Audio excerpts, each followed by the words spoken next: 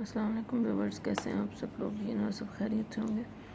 عزیزی، تو آج ہم آپ کو اپنے اس لیکچر میں بتائیں گے انر ایئر کیا ہوتا ہے، اور جو بصارت سے محروم لوگ ہوتے ہیں وہ کیسے راستے کا تعین کرتی ہیں، اور یوسٹا کی جو ہے وہ نالی کیا ہوتی ہے۔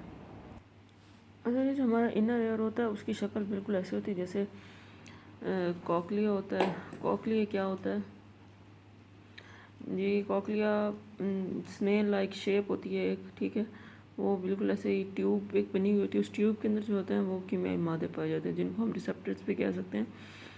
ریسیپٹرز ہم کو اس بیس پہ کہتے ہیں کہ یہ جو ہے ہمارا اعصابی ریشے بھی اس کے اندر ہوتے ہیں، اور یہ ہمارا جو پیغام ہوتا ہے، جو کچھ ہم نے سنا ہوتا ہے، اس کو مطلب سٹیمولس ہی ہے آواز ہمارے کان کے لیے۔ تو جیسے ہی آواز کا مہیج ہمارے کان پہ پڑتا ہے تو ہمارا جو برین ہے وہ اس کو معنی دے کے ہمیں بتاتا ہے کہ وہ کیا ہے۔ تو جو کان کا مطلب تیسرا حصہ ہوتا ہے اس کے اندر ریسیپٹرز پائے جاتے ہیں، ٹھیک ہے۔ تو اعصابی ریشے، وہی اعصابی ریشے اور ریسیپٹرز جو ہیں وہ مل کے وہ کیا کرتے ہیں، اس کی لہریں بناتے ہیں۔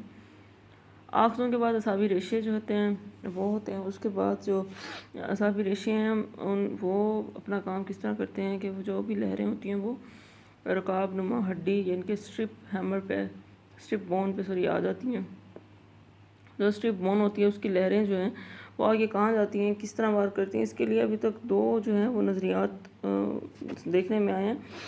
وہ کچھ لوگوں کا کہنا ہے کہ مخصوص اعصابی ریشے مخصوص آواز کے لیے، یعنی کہ آپ نے سریلی آواز سنی ہے اس کے لیے الگ سے اعصابی ریشے ہیں، آپ نے غصے والی آواز سنی ہے یعنی کہ اونچی آواز سنی ہے اس کے لیے الگ ہے، اور باریک آواز سنی ہے اس کے لیے اعصابی ریشے الگ ہیں۔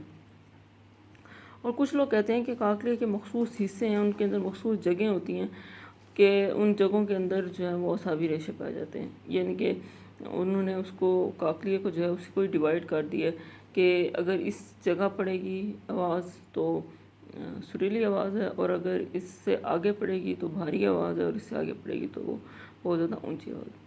تو اس طرح تو ان دو نظریات پہ جو ہے ابھی تک بحث چل رہی ہے، کوئی اس کا بھی صحیح سے مطلب نہیں نکل سکا، لیکن جو بیسکس ہے وہ ایسے ہی کام کرتی ہے کہ جیسی آواز ہمارا مہیج ہے ہمارے کان کے لیے، وہ جیسی سٹیمولس جو ہے وہ اس پہ کرتا ہے تو ہمارا برین جو ہے اس کو پرسیو کرتے ہے، اس کو مائنڈ دیتا ہے، دن ہم اس کا جواب دیتے ہیں۔ اچھا جی، جو لوگ بصارت سے محروم ہوتے ہیں وہ کس طرح کان کے ذریعے اپنا راستہ دیکھتے ہیں؟ وہ ایسی بات ان کے پاس کوئی چھڑی ہوتی ہے یا وہ اپنے ہاتھوں کی حصے جو ہے اس کا چیز کا تعین کرتے ہیں۔ تو جو راستے کا تعین کرتے ہیں تو انہوں نے جو چھڑی رکھی ہوئی ہوتی ہے وہ زمین پہ مارتے ہیں، اس کی گونج کی وجہ سے ان کو پتہ چل رہا ہوتا ہے کہ وہ کس چیز پہ چل رہے ہیں، کہاں جا رہے ہیں، ان کا راستہ کس طرح کا، ٹھیک ہے جی۔ اچھا، یہ ہے وسطیٰ کی نالی، ٹھیک ہے۔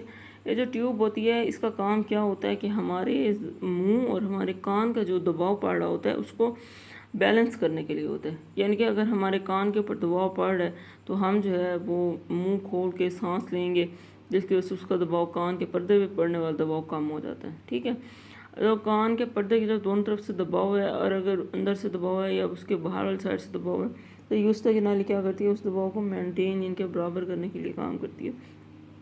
اگر بیرونی دباؤ بڑھ جاتا ہے تو منہ کے ذریعے اس کو کم کر دیا جاتا ہے۔ اگر آپ لوگوں نے ہوائی سفر کیا ہو تو ہوائی سفر کے دوران ایسا ہوتا ہے جیسے جیسے ہی ہمارا جو ہوائی جہاز ہے یا ہمارا کیا اس کو کہتے ہیں کرافٹ ہے، جیسے ہی زمین کی طرف آتا ہے تو بہت زیادہ کان کے اوپر دباؤ پڑ جاتا ہے، ٹھیک ہے۔ اس کے ذریعے کیا ہوتا ہے، ہم منہ کھول کے جو ہے اس دباؤ کو کام کرنے کی کوشش کرتے ہیں۔